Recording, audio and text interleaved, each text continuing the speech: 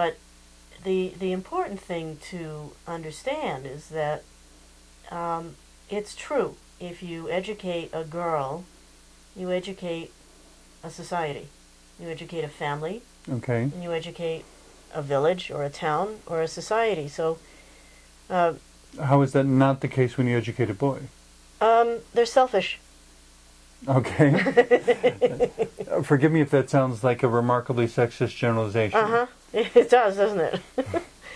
But in practice, may actually be the case. Yeah, in practice, in many societies, the boy is favored to the extent where it's all about him.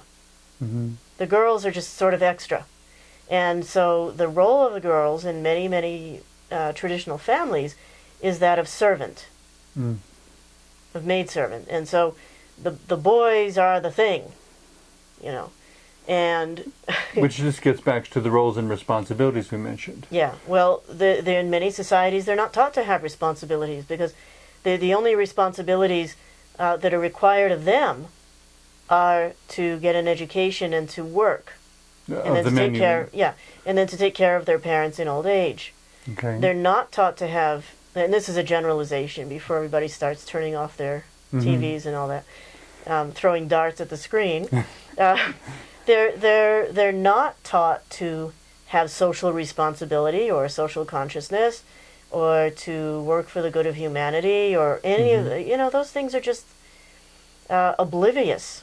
They're oblivious to these things, and whereas girls are kind of, again, in traditional societies, made to always be thinking of others at their own expense, and often at their own demisement, resulting in their own disintegration.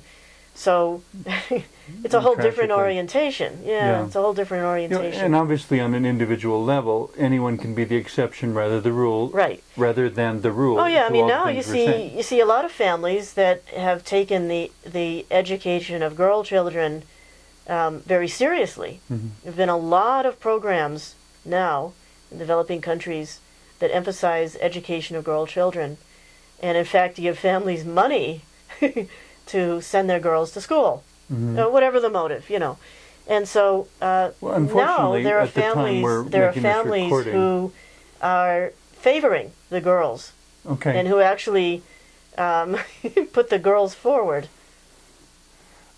which may ultimately create the reverse problem.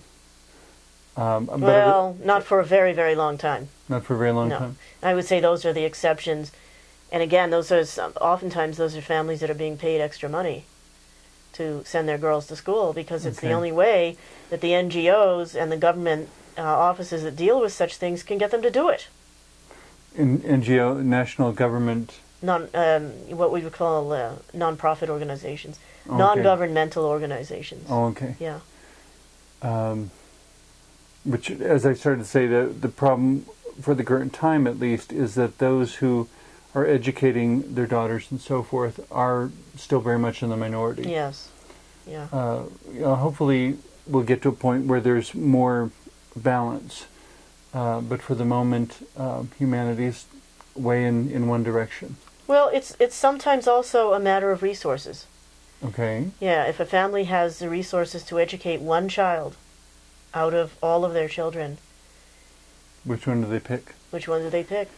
Yeah. And there's no easy answer to that. I guess it'll be the one that's the most economic, that has the most economic potential. That's true.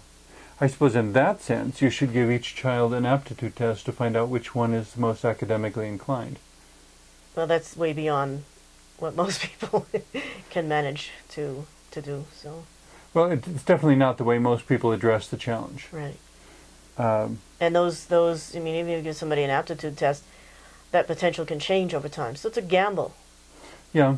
Well, even in my case, nobody suggested me taking an aptitude test till I was in college. No one, throughout my entire childhood, no one gave any thought to seeing where my aptitude lay. What would I be good at, according to some sort of more or less standardized measurement. Yeah.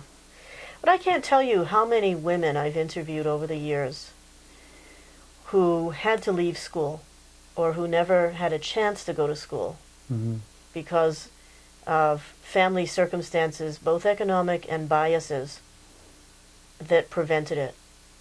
Or who were ordered to leave school. I know of only one or two exceptions out of all the women I've met in my life, thousands. I only know one or two exceptions who had the strength of will to say no. It's very difficult, and it can be dangerous. And it can be dangerous. Yeah. It seems to me there were even TV murder mystery or crime show themes written around the notion of a Middle Eastern immigrant family whose daughter was killed because she was being aberrant in comparison to their traditions and not getting married and having children and doing all the usual thing, but wanted to pursue a career. It happens. And it wasn't allowed. This is something, I'll say, that gets sensationalized in the West, but it can happen. I can understand why it would be sensationalized, because here most people would never think of it as a problem. On the flip side, most of what is considered generally normal here is a problem for everyone else in the world because of contrasting traditions and so forth. Yeah, what happens more commonly is that she is put into social situations or married off at an early age and then just suffers until her death. It's a terribly long sentence. Yeah, that's more the case. And ultimately, I don't think it's in the best interest of her or the family to do so, because there is, I believe, within every individual some sort of wonderful potential waiting to be developed. That's probably a very American perspective, because we tend to emphasize individuality much more than other countries. But I don't think for that reason it's not a valid statement, because if each individual has something unique that they can contribute, and that is developed, then they become a greater asset to the community.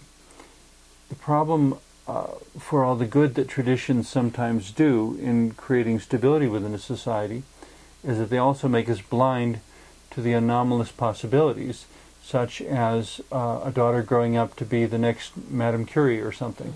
Yeah, they can oppress people, and do. Yeah.